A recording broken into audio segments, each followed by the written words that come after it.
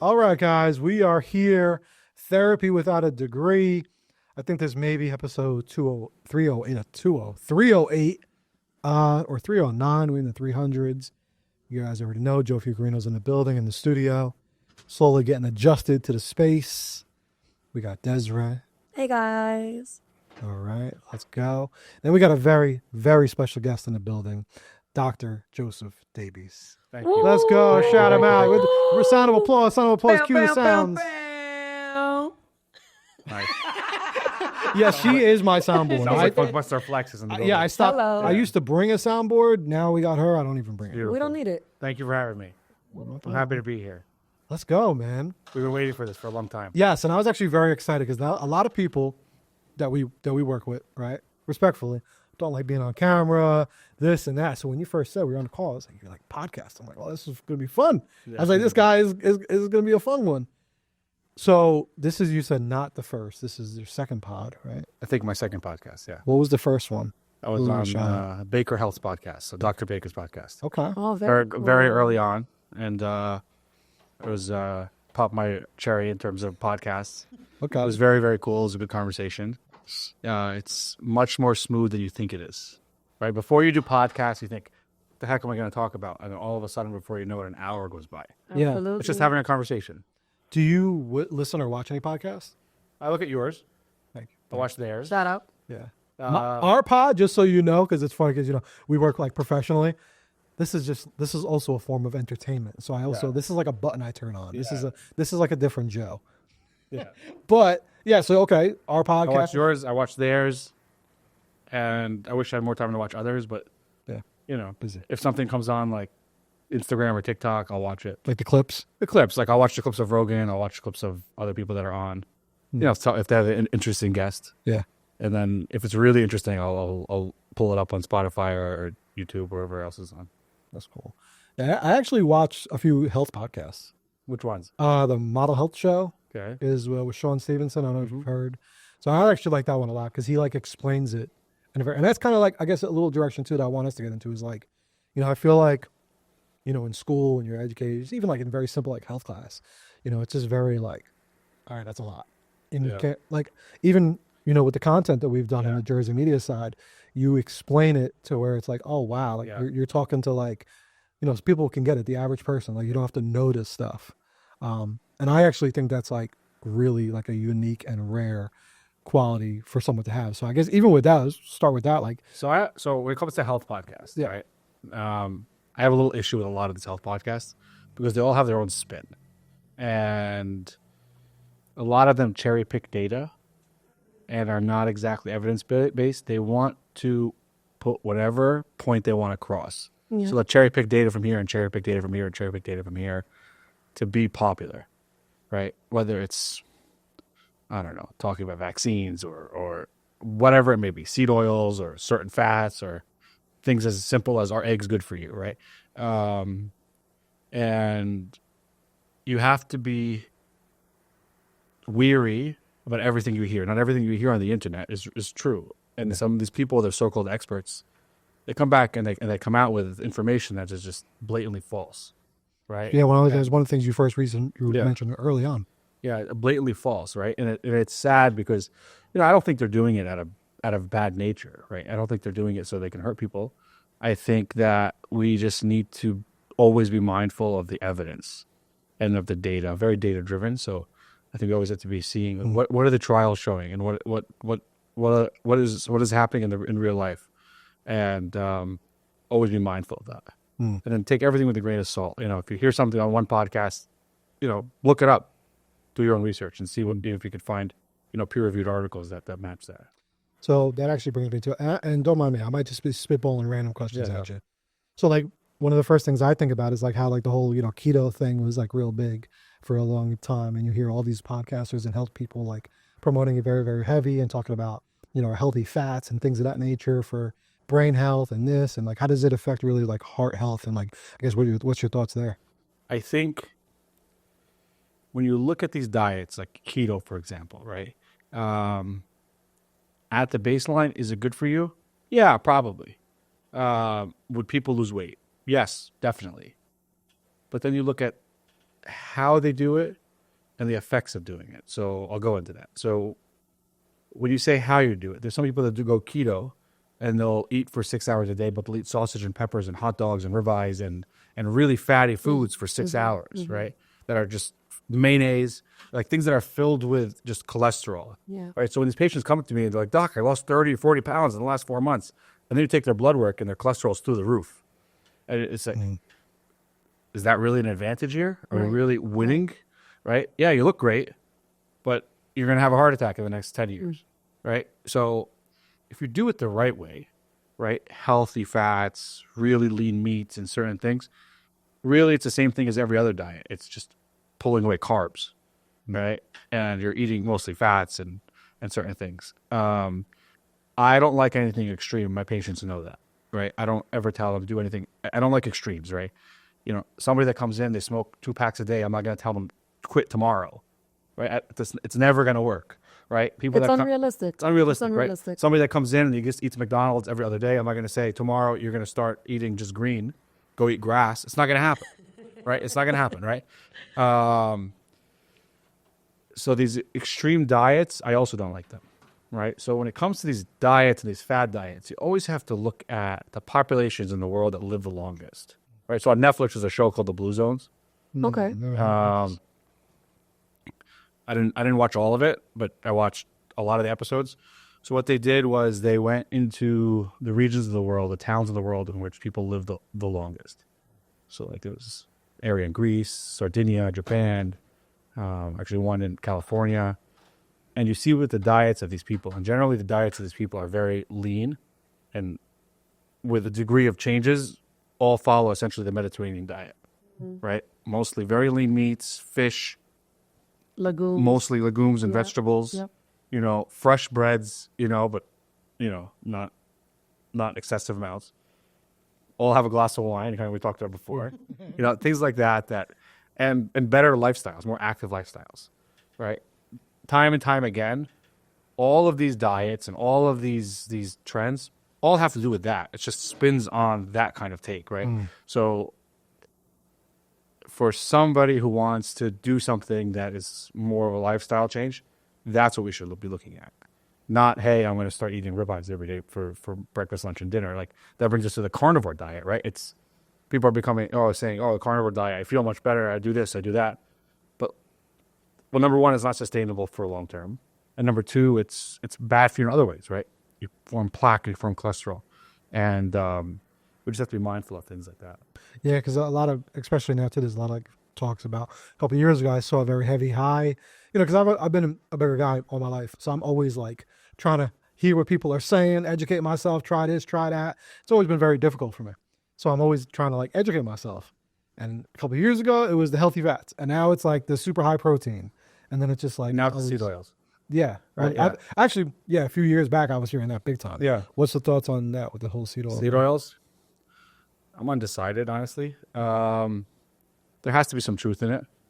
There's no hard data, right? So I don't like recommending things, like I said, that doesn't have hard data, but there has to be some truth in it, right? There's nothing better for you than olive oil, right? Right. Pure, beef fat in terms of cooking your meat, and this synthetic stuff is just not good for you. But is it as bad as they say it is? I'm not sure. I don't know. Yeah, I mean, people are actually killing it. Yeah, like online. But the people who have been switching away and using more olive oil based foods and certain things, are doing better. And again, look at those populations of people, right? In Greece and Sardinia, they're using olive oil, right? In certain places, they drink a shot of olive oil in the morning. Yes, I've heard of that. Yes, right? yes. So, they're not using canola and these synthetic oils to cook their food. And almost all the food that's being cooked in like our restaurants and things of that nature. Because it's cheap, right? It's Peanut oil. it's all has to do with, a lot of it has to do with subsidies, right? So our government subsidizes corn, right? For agriculture. It was an old thing, I think, in the 80s and the 90s, where maybe even earlier they started subsidizing agriculture, and they subsidized the growth of corn, and that's why high fructose corn syrup is in all our foods, because it's much cheaper than using real sugar. And so it all has to do with cost. It brings costs down, and you get higher profit margin. So big food is able to make more money.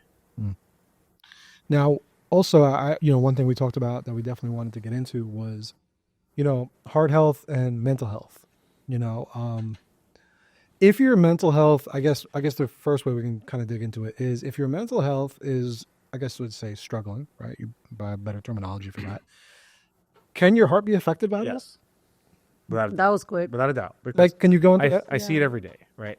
And a lot of my patients will know this because I talk to them through it. I talk through it every day. I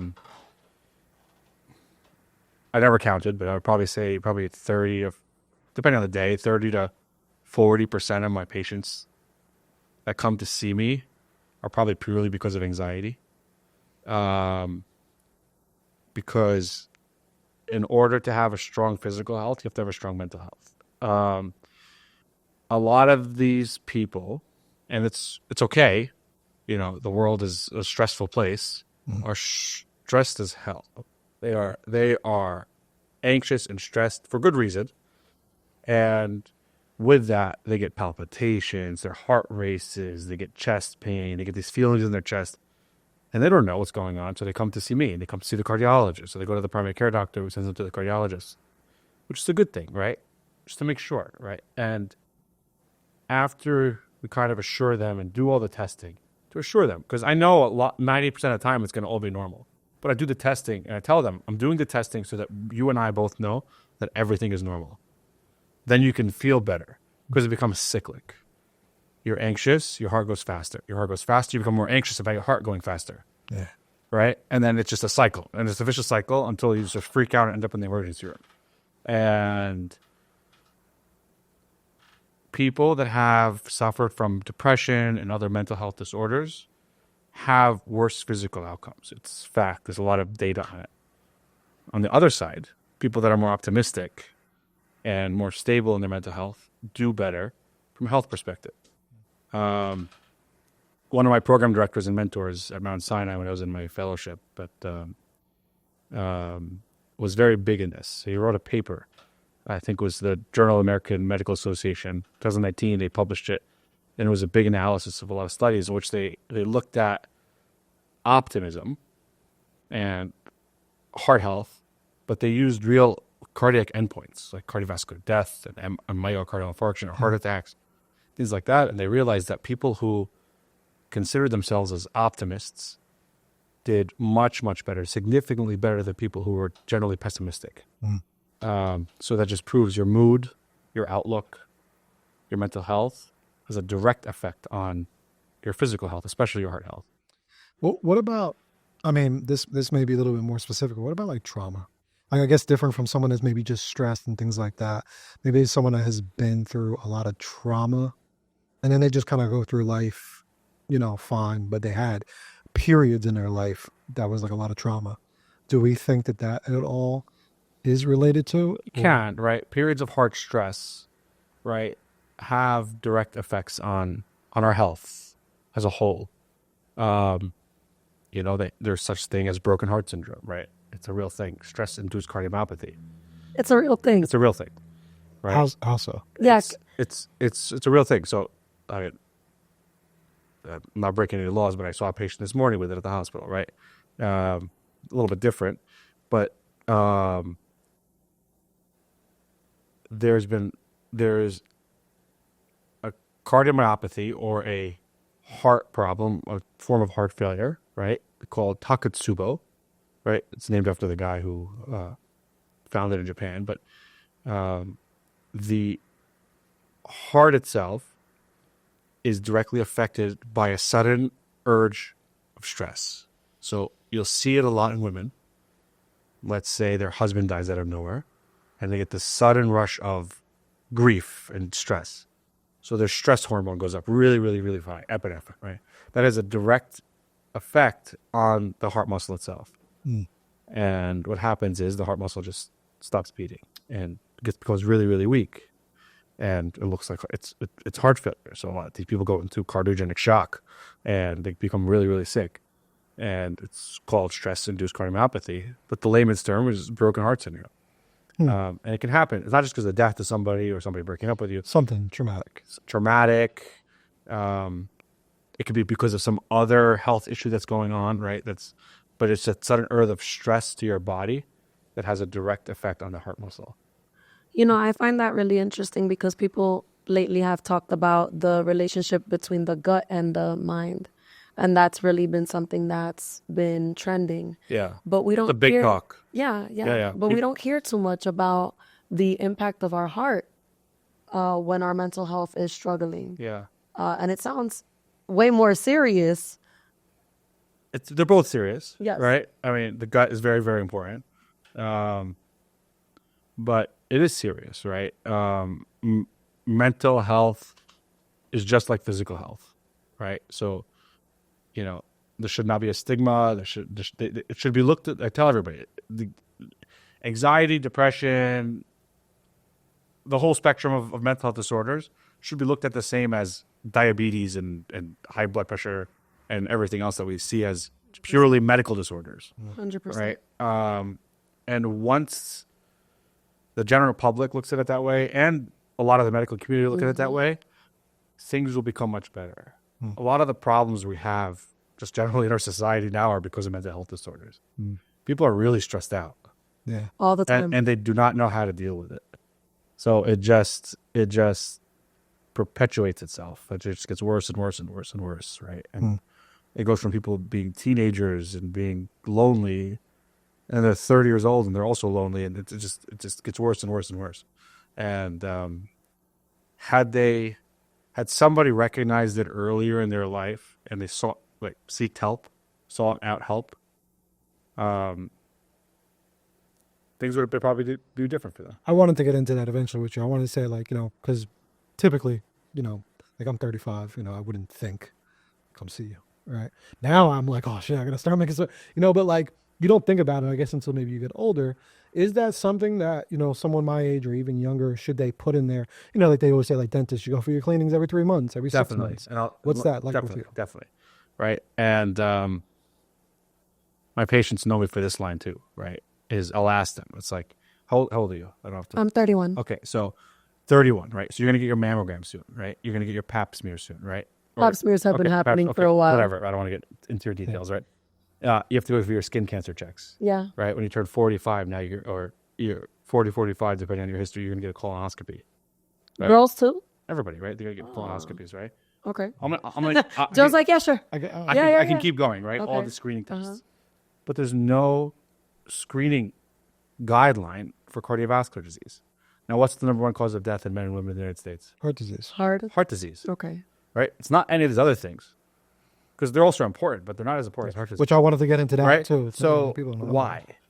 Because when they make these guidelines, I'll probably get in trouble for saying this, when they make these guidelines, there's a financial basis to them, right? It's population health.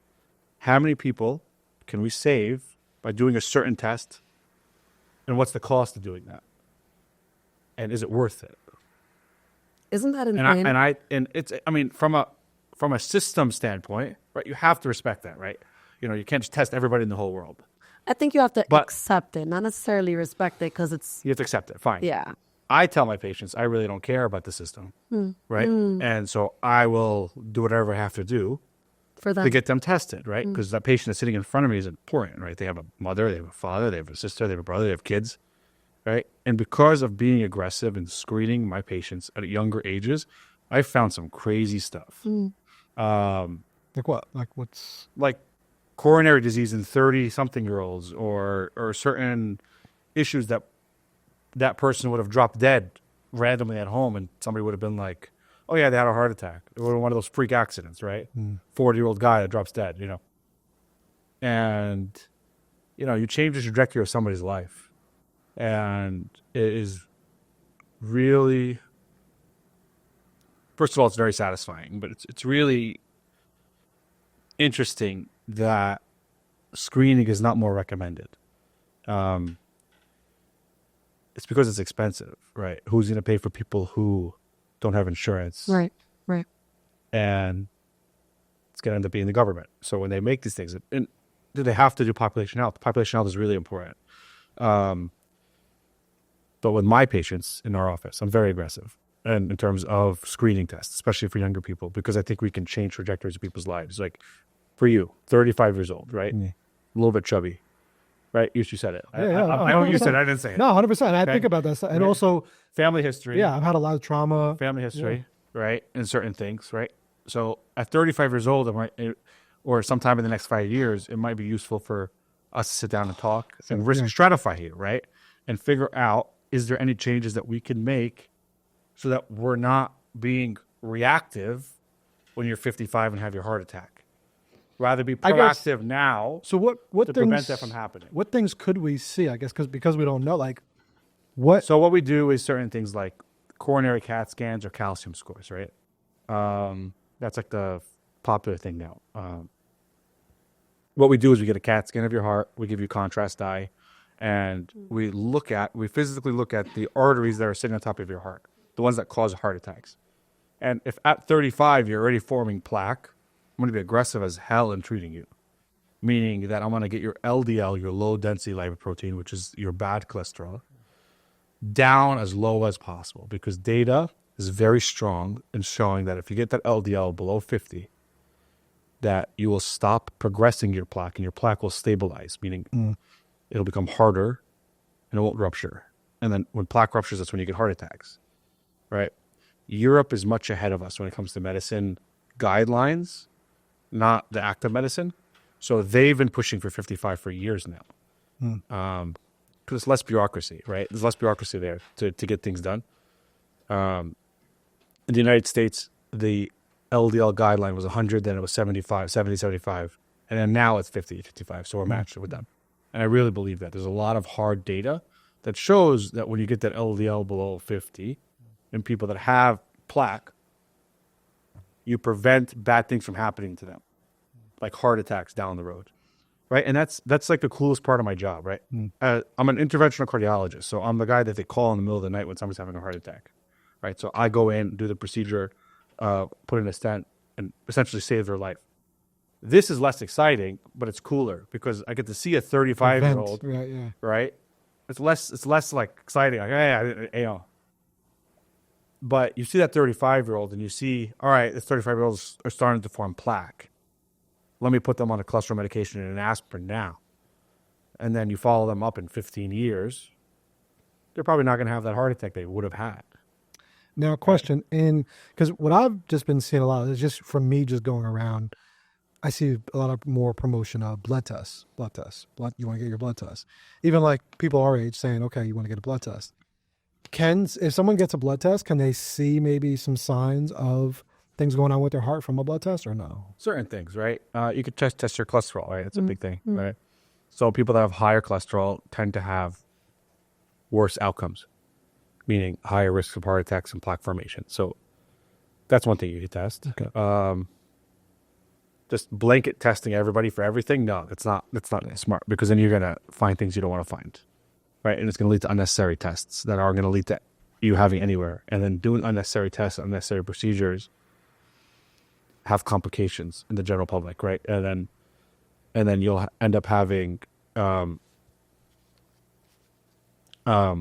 worse outcomes because of that. Gotcha. If I don't hear anything. No? No. It's good. That might have popped out. Oh. You're good. So Okay. I wanted to know, kind of like, as you mentioned, looking for early signs of any kind of buildup. Now, on the other side, let's say we have a 60-year-old severely overweight patient who doesn't necessarily care to change their lifestyle choices, who maybe has already gone through a few surgeries or like artery cleansings, that's not the term, but we're gonna call it artery cleansings, and they're making the same poor lifestyle choices. As a doctor, at what point is it useless to intervene? It's not useless, right? You can always have the conversation. And that's something that I think differentiates doctors, right? There's some doctors that will just talk at you, right? And we've all been there, right? They'll just talk at you. They'll give you the same speech that everybody else will get without understanding what is that person's obstacles? Why are they resistant? Right? That person's not dumb. They understand. But there's something in the way. Whether it's understanding what's actually going on, do they have insight, right? Or are they just making bad judgment calls? And if they're making bad judgment calls, why? It's because they can't afford good food? Is it because the bad influence from outside? Is it because they're very stressed out? Right? There goes the stress Right, again. right. It's there's always something. Nobody wants it unless they're Self-sabotaging constantly. Right. Unless there's something always that's intervening there, that's in the way. And so you need to get down to that person's level. And that's why I always tell everybody. Being a good doctor has nothing to do with medical knowledge. Right? It's being able to sit down and talk to your patient and have them understand you.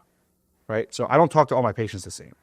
Right? My 90-year-old Italian grandmother, I'm not Italian, like patient, right? Italian grandmother patient. I'm not Italian, but right, yeah, grandmother patient that's sitting down. When you're here, with her, you're Italian. right? When I sit with her, right, she's my nonna, right? Yeah, right? It's like, yeah. right? I got like 30 plates of cookies this Christmas because of that, right? They come in, right? Or the Dominican grandmother that brings you pasteles for Christmas, right? It's because you sit down and you got to talk to them differently. Or the young guy that comes in, right? Whether he's, off the street or he's a CEO of some company, right? You have to you treat them all the same, but you talk to them differently. And you get to their level and they end up respecting you, and you build a bond, and then you can get stuff done. Right? Nobody comes to the doctor saying, "Oh, I'm just going to trust this guy 100%." This is right. They don't know me. And especially Right. kind of speaking back to your point of what information do you trust when people are skewing data to benefit whatever narrative they have? When there's such a significant public health crisis, it's like people don't trust doctors anymore because they think that doctors are in it for the paycheck. Little do they know that after Obamacare, doctors' paychecks have significantly been reduced. Yeah. So it's like the general public doesn't even know how much doctors have been shortcut, and they're still doing it for the love of the patient, for the love of finding a cure, finding a solution, working together to find the solution. Yeah. What do you think is a possible way that the health community is able to gain the trust of society? I think it's cyclic. I think we went through a kind of a dark era in medicine, right? And a lot of the older guys, the dinosaurs, are kind of phasing out, and healthcare is becoming more tech advanced, right? Now you're seeing a lot of doctors on social media, Yeah. right? You being one of them. Maybe one of that. And they're going direct to consumer, right? They're going directly to their patients, and having that kind of connection, especially a younger person, right? The older people are going to find a doctor. They're going to go to the guy they've been going to, or the women that they went to for the last 30 years, right? But who are you going to pick? Yeah. Right? 100%. You're not going to. No.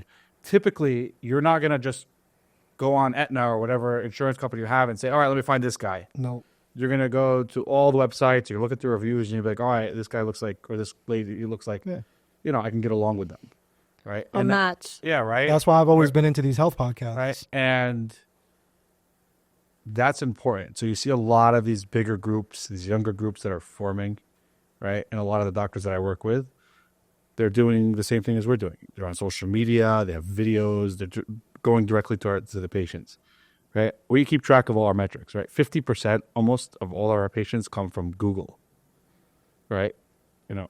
We ask everybody, how'd you find us? Right. They're like, oh, Google, ZocDoc, one of these, online. and you had good reviews, and your office looked nice, and all the others don't. That's all it is. Perception. Yep. But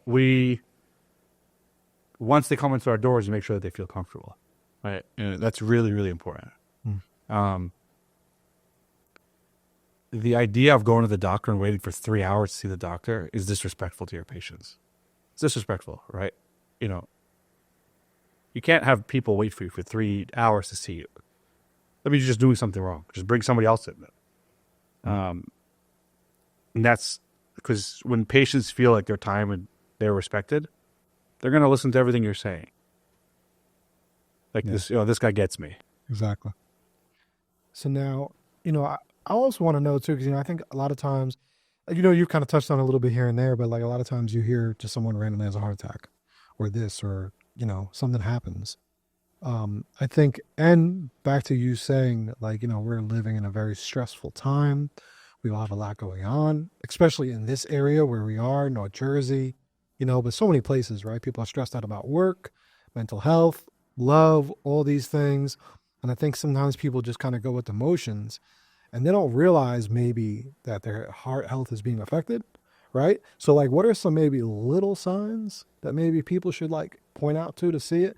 Because sometimes I even think, like, even when I bring it to myself, like I'm a really busy person, like work wise. And then when I was younger, a lot of trauma, but I feel good. Like I get up in the morning, I have energy, I'm out and about, I'm on calls, so I don't ever know when I'm like, I know soon I got to call you. I'm like, just a test. Because you don't know. I'm like, wow, for someone that's going at 1,000. It's worth it to get a test, right? Go see your primary care doctor. I'm not saying everybody needs to come. I'm not trying to plug myself here, but go see. Just in general, go see your primary care doctor. Get your yearly physical, right? Which young people are not doing, right? Which is crazy, right? Like at least once a Go year. get your yearly physical. Go get your pap smears. Go get the test that you're supposed to be getting. Get your prostate checked. Well, all the things. Not at this age, but yeah. We got time for that. Though. Okay, got it. We're not that old. Just trying to cover all the bases Take here, it easy. Take it easy. And heart, yes, that we can win. Yeah. Got it. But the things that if you're feeling chest pain, okay, if you're feeling shortness of breath, if you're feeling like, hey, I used to be able to run a mile, now I can't walk 3 blocks, right? Or I'm just constantly short of breath, or people are asking me, why do I look so tired, or why am I so tired? Yeah, then it's worth coming to see, or palpitations, right? Oh, my heart's racing all the time, right? It could be something real, right? It's not always anxiety. Yeah. There are organic cardiac diseases that happen in kids and younger people, right? Yeah. So, feel like your heart's racing, don't always just blow it off. Go. Right. We've also found things, right? So I'll give you an example. Okay. Had this guy, young, he was like 25 or 26. Around your age. Korean kid. Okay.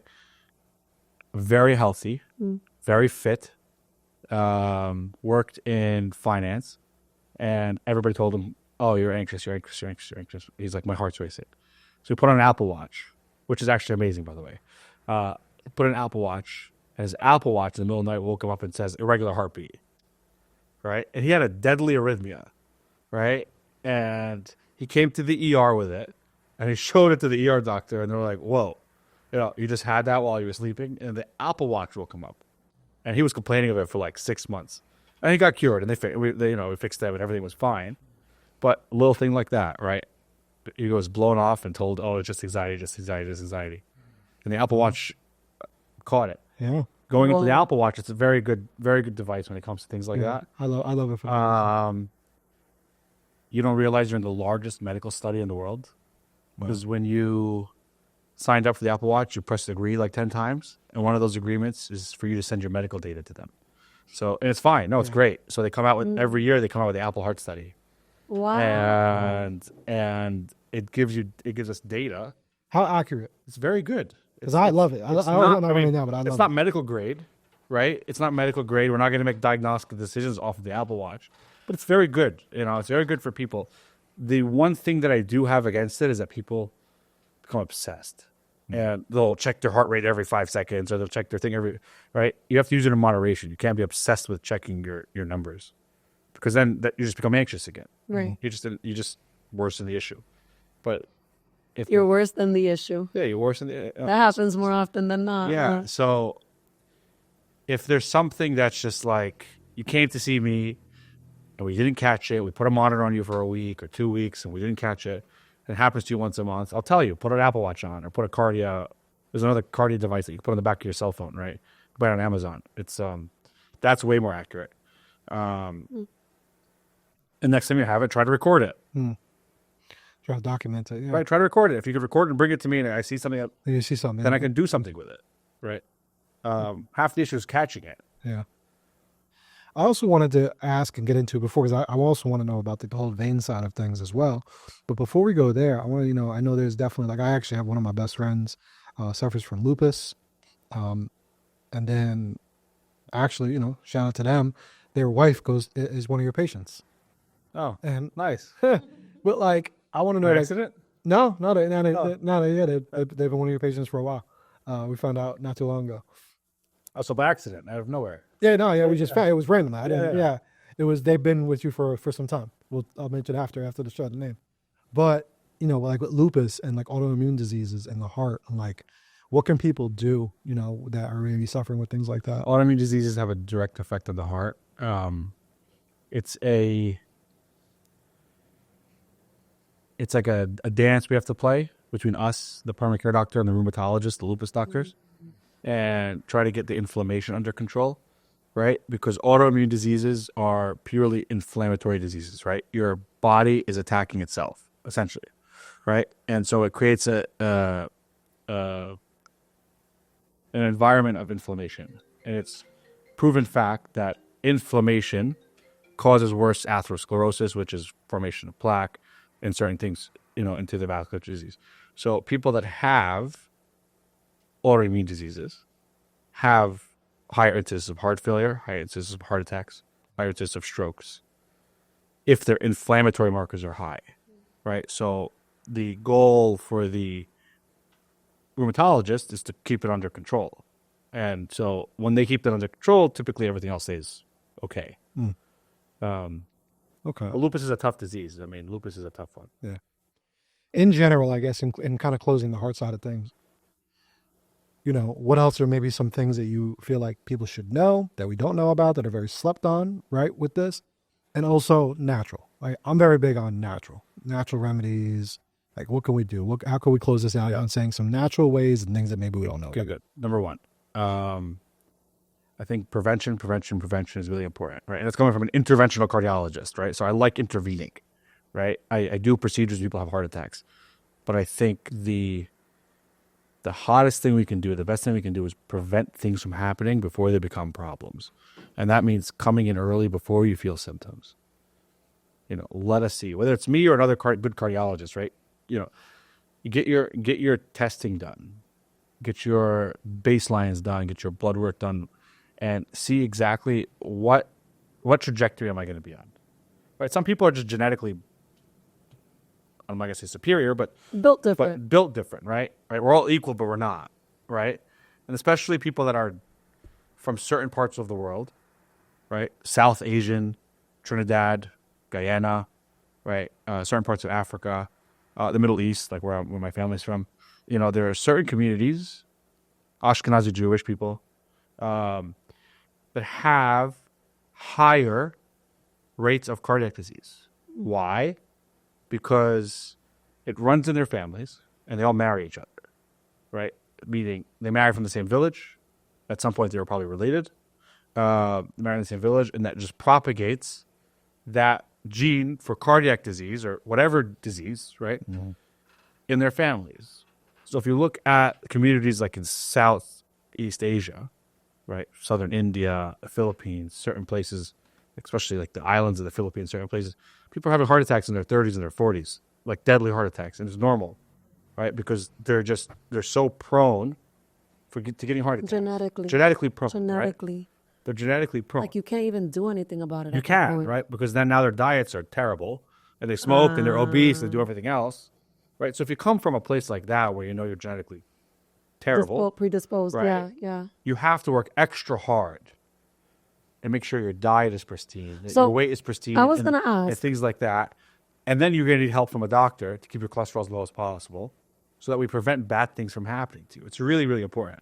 So even though you have a genetic predisposition, it is still something that you can at least manage. Of course, yeah. So I draw a pie chart to my patients. I always draw a pie chart, but 60% of it's genetics, I think, right? Typically. That other 40 to 50%, lifestyle, right? Let's change that. You can't change your genetics. No, you can thank you your can't. parents and your uncles and your aunts and your grandparents for that. Yeah. Yep. Thank you for that one, right? So if you have a family history, you say, oh, my grandfather had a heart attack at 40. My dad had a heart attack at 50.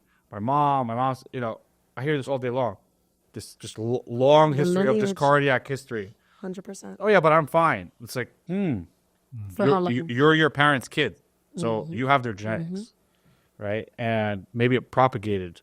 Some people are lucky, though. Some people are really lucky. Some people, you'll do a coronary CT on them and they're 60 and they have zero plaques, zero anything. It's great. They're just genetically superior in that sense. It doesn't mean that they don't have anything else, but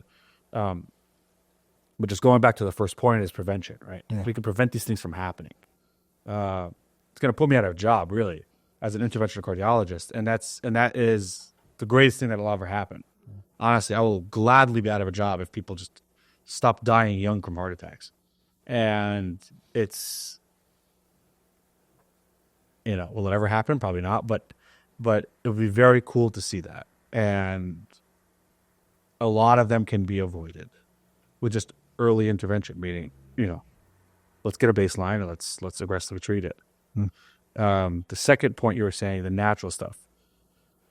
I'm not against natural things. I always tell my patients that. You want to try something, try it. But don't only do that, right? There has to be an intermix of, say, Eastern and Western medicine or natural and medicine. If you need medication, you need medication, right? I'm not a pill pusher, but I'm very conservative when it comes to prescribing medication to my patients. But if your doctor, your primary care doctor, any of your doctors think that you need medications, you probably need it, right? There's a misconception, like the doctors are paid off by big pharma. I wish I was paid off by big pharma. I'm looking straight into the thing. You want to pay me, right? It's not a fact, right? They're like, oh, this vaccine company, yeah, they pay doctors. No, they don't. They don't. Was that ever a thing? No. Like, I don't, Isn't it like under the table? No. Like, we don't get money for prescribing things, right? Some doctors speak for certain companies and certain things like that. That's different. They're like consulting for them, right? But big pharma doesn't pay doctors to prescribe their drugs, right? That's a big misconception it's to important, clarify. right? It's Yes. important. Yes. it is. I've actually been dying to watch that one show, whatever it was, like about the opioids. I didn't know what. Yeah, that's a bad thing. The show is just, or Yeah, I don't watch the show, but it's the whole. is it just inaccurate? Or, No, I think it's very accurate. I think the whole idea of the opioid epidemic was just terrible. exactly. Yeah. Absolutely. So like, you always hear things like that, and then those, and then it's like, what Yeah. is? Of course, there's exceptions to the rule, right? There's people that are in bed with them, and they're getting consulting fees that are, abnormal. But I'm saying generally, right? Your primary care doctor on the street that wants to give you blood pressure medication, Yeah, Isn't out It's not- for it. he's not getting $5 from the pharmacy every time he sends a thing, right? It sends a prescription. He's doing Thank it you for for saying that. He's doing that for your health, right? Or she's doing that for your health. I mean, he as general. So natural supplements are good, but in conjunction with certain things. I don't like synthetic supplements. So I think the supplement game is one of the biggest scams. It's a bajillion-dollar industry. I mean, trillions of dollars. Billions of dollars, hundreds of billions of dollars are spent every year in the world on supplements. Synthetic supplements are synthetic. Yeah. I think why, I'm not the expert, right? So somebody on there is going to tell me I'm wrong, but why would your body absorb something that's synthetic over something that's natural? So if you need a certain vitamin, find out what food contains that vitamin and eat it. It's natural. It's a naturally occurring source of getting that thing, rather than going to GNC and buying a bottle that's been sitting on the shelf for, 3 years before you swallowed it. 100%. right? And then now is, what are some things that maybe you kind of just want to wow us with that maybe people don't know about? Closing out with this is just about heart health overall. Like, is there anything particular that maybe people should know beyond the prevention that they just do not like? I think it's easier than people think, Hmm. right? Listen, I'm not the healthiest lifestyle guy, right? You know, I eat bad and certain things, but everything is in moderation, right? You want to have a drink? Yeah, have a glass of wine, have a drink. You don't have to be extreme to be healthy. Okay, so you want to have bad food once a week? Sure, have it. If it's going to make your mind better, right? Food for the soul type of thing, right? So you're not depressed and just a weirdo for the rest of your life. It's really important, right? So not everything has to be extreme for you to be healthy. You don't have to be a health freak to be healthy, right? Make sure your diet is in moderation, your diet is healthy, that you exercise at least 30 minutes 5 times a week, right? Avoid bad things like sodas and processed foods and certain things. And smoking. Smoking is really, really bad for you. You hit the nail right on the head. How bad is cannabis for your heart? I was and gonna everything? ask him, Joe. I was gonna ask That's him. good. Because it's such a I hot wanna topic. know. Yeah. I want to know. Cannabis is not good for your heart. And again, somebody's going to yell at me, whoever's watching. But It's okay. Let them. I want you to be very okay. real. Yeah, So there's a lot of data on this now that it's legal. because it's getting very popular. Now around- that it's illegal, right? So they were not able to get a lot of data previously because it wasn't legal, right? So you can't enroll people in trials with illegal substances. So now they're seeing that people that are everyday pot smokers have higher risks of arrhythmias, meaning that they have higher risk of like atrial fibrillation, which is an irregular heartbeat, directly related to the cannabis. So first there was a trial that they did where people were smoking cannabis. And they said, all right, maybe it's the smoking that's confounding this. So they did other forms like vaping, edibles, oils, whatever. And they're still having really high rates of AFib. Wow. So everyday smoking, everyday anything is not good for you, first of all, unless it's, there's such thing as too much exercise, right? So there's such thing as too much of everything, right? Everything in moderation is the way to do it. Is smoking a little weed once in a blue moon bad for you? If it makes you feel better or makes you happy, I don't tell my patients to stop. But if they're smoking or doing it every day, like if they're waking and baking every day, yeah, that's a problem. Yeah, that's not healthy. Yeah, because right, especially the smoking part of it, right? So, you're lighting a joint and you're smoking a joint. That is same thing as smoking a cigarette. You're lighting something hot and you're inhaling it. And you're causing trauma to your lungs, right? And then you say, all right, I'm going to vape it. What's in that vape? Where'd you get that vape from? Metals. What's in that vape? Bunch of metals. Right, and then we can spin this any way you want, but moderation. Yeah. Right. It's important. It's helpful in other ways, right? It helps people's mental health. It's much better than taking narcotics or pain control for a lot of people.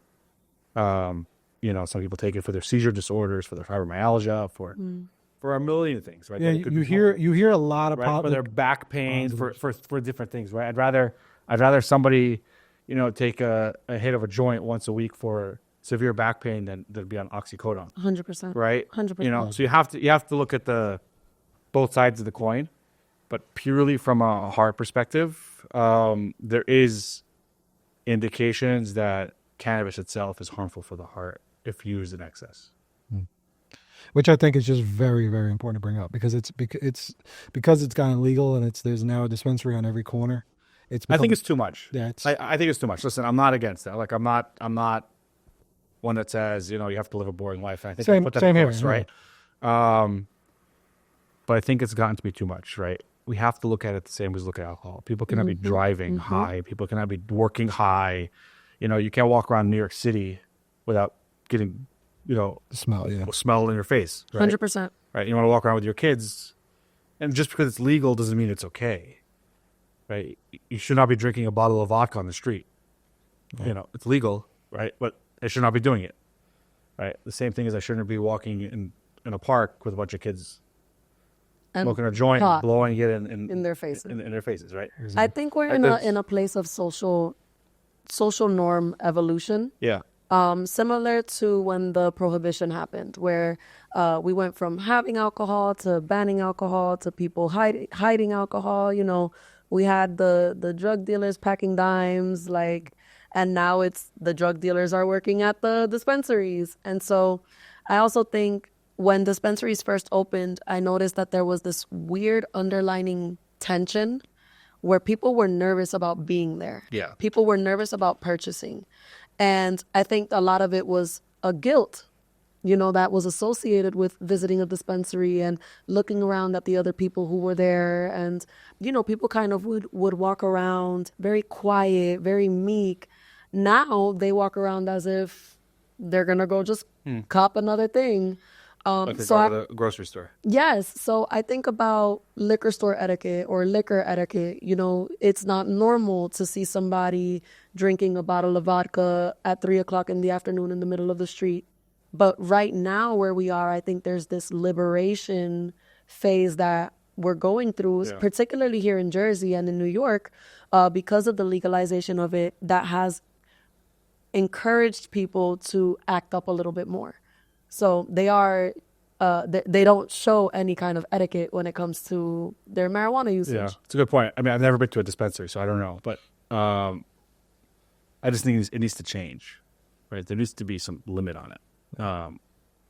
And they don't realize how much it's affecting their health. It's affecting their health. It's affecting everything. You're not a normal person when you're high, right? It's people say, I can't function on high. Because you're high. Because you're high. You're not driving normal. I don't want you to be driving behind me when I have my kids in the car. Exactly. Right? Your response time is not the same. And you cannot prove, nobody's going to change my mind about that, right? It's not the same. I agree. Right? You're high, right? It's the same as being drunk. You don't want to drink a half bottle of tequila and get in the car. That's why we have limits, right? 0.08 and then higher, you're drunk. You should not be driving. You get a DUI. So they need to figure out a way to if people want to smoke weed in their own house, have fun, have a good time, whatever, from a social standpoint, not from a health standpoint, right? You're not going to stop everybody, but I think just the public, kind of like you said, it's like people want to prove it's legal now, I'm going to smoke it everywhere. It's the norm thing. Yeah. Cyclical. It's cyclical. It is. I think society will kind of correct itself. I think it usually does. So now on the vein side of things, right? Same type of thing. Should the younger generation be trying to be preventative? What's that like? Yeah. So part of our practice, New Jersey Heart and Vein, we do varicose vein treatments. And so should we go into what that is? Yeah. What are varicose veins? So as we age, different things happen, right? We stand up all the time. Women get pregnant, right? Men and women have obesity, certain things. All of those things come together, putting pressure on your abdomen, which is your venous return, right? You have your venous return. And then everything below that has higher pressures, right? So your veins are responsible for draining the blood from your periphery back into your heart, okay? So just look at our legs, for example. If you're standing up, gravity pushes all the blood down to your legs, so it is the highest venous pressure there. And then when you're standing up, over time, our veins have valves in them that open and they close and they open and they close to allow blood to go up, then not come back down, go up and come back down. Because veins are not high pressure, right? I can feel my artery here, boom, boom, boom, right? That's a high pressure system, that's arterial. But the vein is not a high pressure system. It returns passively. So if I'm standing up all day, and I'm sure we all been, you put your socks down, you can see a line there, right? That's because of just swelling. A little bit of swelling is normal. In people that, as they get older, right, and it could be in their 30s even, but as they get older, those veins become bigger, they dilate, and the valves are not able to open and close well. So they become incompetent, right? They're not able to open and close well, so they stay open. And what happens is the blood comes up, and it refluxes back down, up, or back down. And essentially, you're not getting much movement of the blood back into your heart. So the circulation back into your heart from your legs is not good, and that's called venous incompetence, venous reflux, or varicose veins, right? That's where you see varicose veins a lot. And what that can cause people to have is swelling in their legs at the end of the day, aching in their legs after they walk a little bit, itching, discoloration. I mean, varicose veins are very ugly, so a lot of people want to come fix them. And a lot of like tingling, numbness sensations, especially like in the thigh and in the calf area. And so we fix them. Well, we test them first to make sure that they're severely refluxing and that they're not fixable. We trial them for a couple of months with compression stockings and certain things like that. And then if it doesn't get better, then we fix them. Is it a lot more common than people think? It's very, very common. It's more common in women, after they've had babies, right? Because the uterus presses on that inferior vena cava, which is the venous return, for 9 months. And then they get better. They're a little heavy, and then they get better. And then they have another baby. It happens 3 times, or how many times they have a baby. And so then now they're 40 years old, with 4 kids, and they're just like, my legs hurt. Right? Or I have these veins that are in my thighs that are popping out, and I can't wear shorts anymore. So they come and see us. But it is, yeah. And the good thing about treating them early is that, first of all, you'll feel better, and number 2, you won't get those purple old lady legs that I tell everybody about, right? So, you get, It's a real thing. Yeah, It is a real thing. So as you get your 60s and 70s, your skin gets thinner, and blood pools in your feet, right? Blood is red, and blood has iron in it, and that's caustic, and it literally stains your skin, right? And that's when these people get these discolorations in their ankles. Yeah, exactly. In their ankles, or their thigh, and their calves, and especially in their feet. And it's funny because people that don't know, like, I wouldn't think that, like, I know exactly what you're talking about. And it's like, you wouldn't think that that's preventable. That's preventable at a younger, yeah. If you catch it early. We catch it earlier, and we can take care of it. And even at that point, right? We can't always, and I tell everybody, right? Like, I'm not a plastic surgeon. I can't make your legs look perfect, right? But we can from a cosmetic standpoint, we can make your legs look much better. We could definitely make them feel better.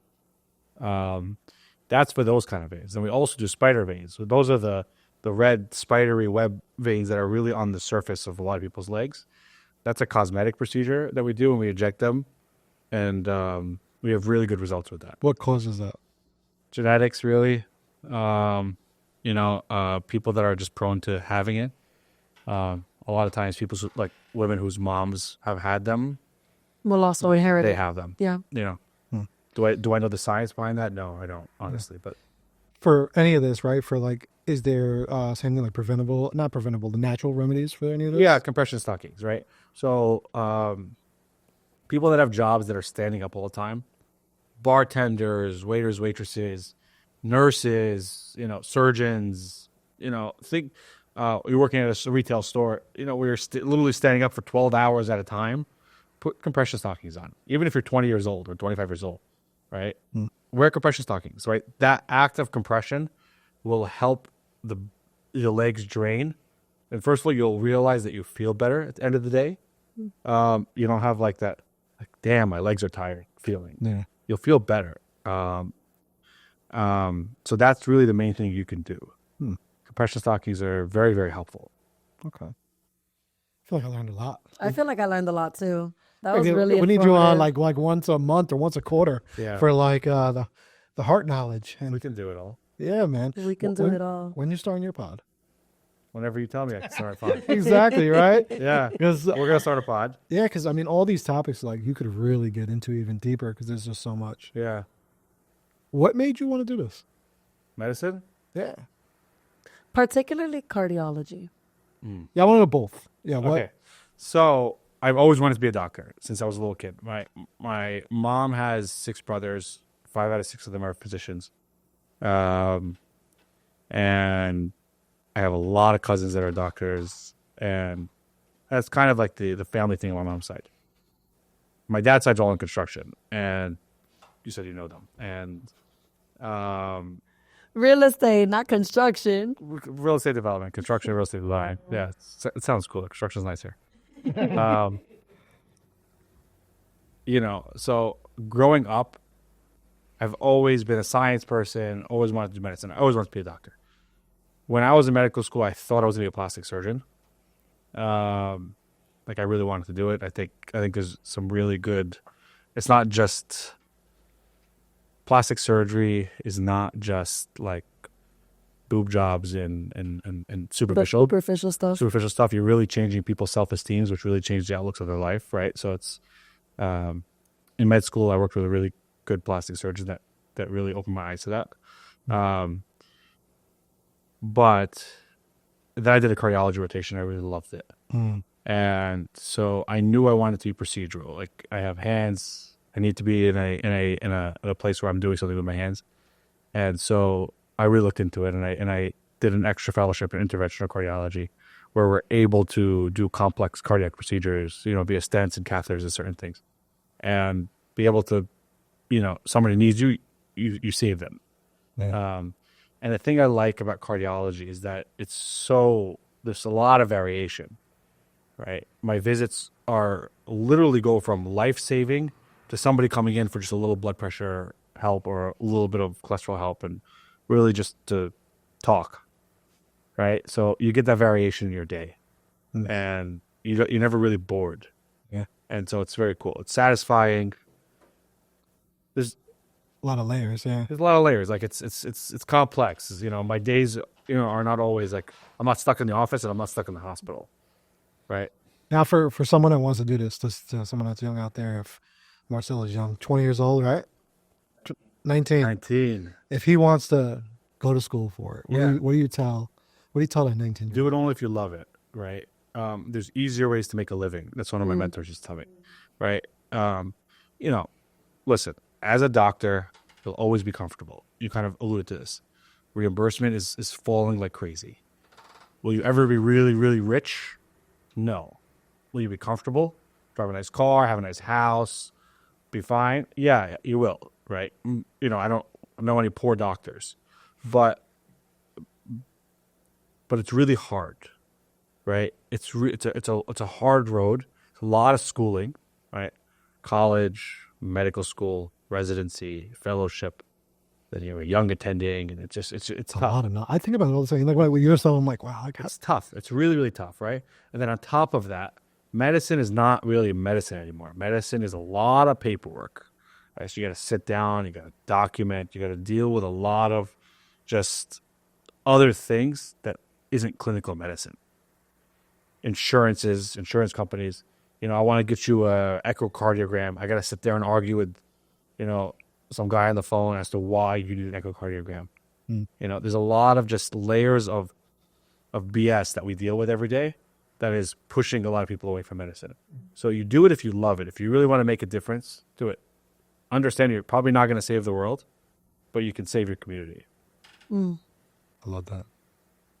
As a teacher, I feel similar. Yeah. So I'm an 8th grade science teacher. Yeah. And I've been doing it now for almost 10 years.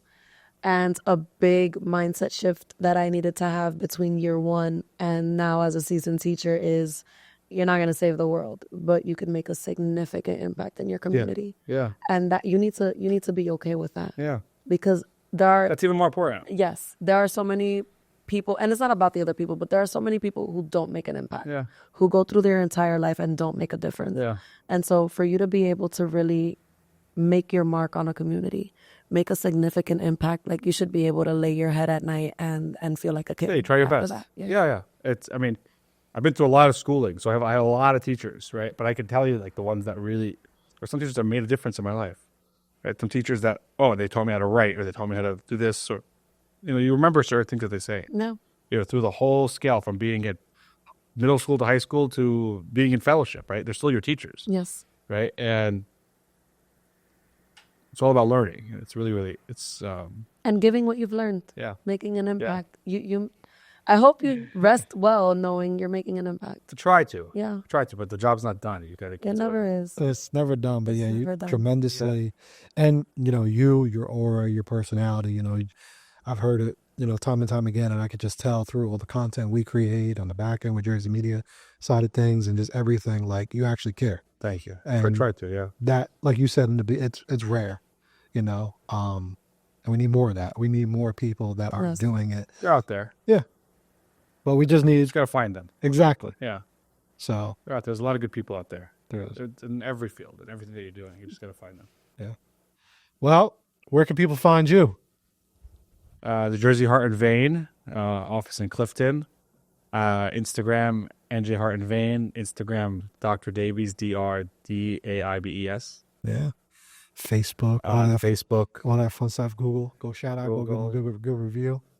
Yeah, leave me reviews. I like that. Exactly. Yes. Yeah, I got you. I got you. That's the PR team, marketing team I for you. love getting good reviews. So, too, I've also been thinking of some other things that we got to catch up on soon too. We got to do some like workshops, educate some people, some heart workshops, Yeah. see people some things. Let's do it. There's a lot of fun stuff that we could do. But yeah, tap in, make sure you follow him. Give the office a call. Come get your screenings. So Get your screenings. I got to do it because I'm busy. I'm like, I got to Anytime. make sure I'm not just gonna drop one day. No, Please, we need you, Joe. We need you, Joe. Thank you. We're here for you. I appreciate it. Let's go. But other than that, this is a great episode. What's a random fun thing you like to do beyond any of this? What can people catch you do? You be out and about. I love seeing like the family shots and stuff like that. I love that. I'm a big Yeah, I family hang guy. out with my family a lot, honestly. I like that. I'm a big family guy. Yeah. I don't have any friends anymore. I do. It's tough. Are you busy? I have my core friends, really, but when I'm not working, I work a lot. I have a young practice. We're still building and responsible for a lot. But when I'm not at work, I'm really with my family, my wife, my kids, my parents. What else? If parents, family aside, I like sports. Okay. I'm a big sports guy. who's your teams? Oof. Oof. Giants, Knicks, New York. Yankees. Okay. Yankees, baby. Yeah, New York. Yeah. Yankees, baby. Yeah, it has not been good for us, but I went to the World Series. That was fun. You did? Yeah, Oh, I went to the World Series. I went to the game that the Dodgers won. It was a game 5, 5 or 6, 5. I don't know. Yeah, I mean, when the I don't know, Giants, it was when the Dodgers Saturday. won. My grandfather was Yeah, jerk, we were so- out. They were up 5-0, 5th inning. Dropped the ball. Please. Triggered. Triggered. Yeah, Yeah, it was bad. It was bad. It was But bad. it was cool to see a team win the World Series. I've never seen that before. That was A lot of emotion, I'm sure. yeah. It was cool. Even though it wasn't my team, but it was cool out of all the sports, which is your favorite to watch or play or to go? To like watch a game. basketball. To watch a game. So Knicks is like your. Yeah, to watch a game. Or honestly, hockey. I haven't been to a hockey game in probably 20 years. I like hockey. But going to a hockey game is fun. Rangers or Devils? I'm a Devils fan, Me but too. I was a Devils fan. Honestly, I don't follow anymore. Yeah, I don't. So the last couple of games I've been to are Rangers games, but I can't say I'm a fan of. I don't know a single player on the team, but I'm the same way. Yeah, I'm very like. I haven't watched much of anything in years, but Loyalty. football is one of my favorite sports. But I hate going to the games because even if you have the best seat in the house, it's still a bad seat. Right? It's still a bad seat. Yeah. Like if you're sitting in coach's club, you can't see anything. You're right behind the players and you can't see anything. You're sitting at the 50-yard line. Yeah, you can probably see, but there's still. So what's the best sport to watch in person? I think probably basketball or hockey, but like sports, I like basketball. Baseball isn't bad either, depending on where you're at. It depends. If you're at Yankee Stadium, you go there for the fun of it, not for the game. Right? The average baseball game is not like enjoyable. It's very You're long. not at the end of your seat, like No, you're not. right. Even with the pitch clock now, it's a little bit better, but you're not unless it's a playoff game or something exciting. Boring. It's not. Well, every once in a You while, go there, you drink beer, you have Cracker Jacks, you have Some yeah, hot it's dogs. hot dogs. It's an yeah, experience. yeah. right? You It's, could even go to the bleachers and have a fun time. yeah, it's the best. Those are the best seats. All right. Well, every once in a while, I get Madison Square Garden to maybe we'll go to a Knicks game. Maybe one day we'll. go. Yeah, maybe we'll go out. We'll do it. Ryan, you down? We should go. We should definitely go to a Knicks game. All right, but you in there? Who do you like, Ryan? I grew up. Well, I'm a Steelers fan. Oh. Like hardcore. Sorry, I'm a Cowboys fan, so I'm just gonna throw that wrench in there. Yeah. Can we edit this out? Fly Eagles, fly, baby. What we talking about? I grew up a Lakers fan, like Kobe and stuff. But now I don't watch So you're Steelers and Lakers? Steelers, Lakers, Yankees. Okay. Yankees. At least we're all Yankees. Yankees. Yeah. Right. And I like food. I like restaurants. Food. Okay. Oh, he's Like a restaurant. foodie. This is when the Nets were in Jersey. Yeah, the Nets were in Jersey. I hate the Brooklyn Nets.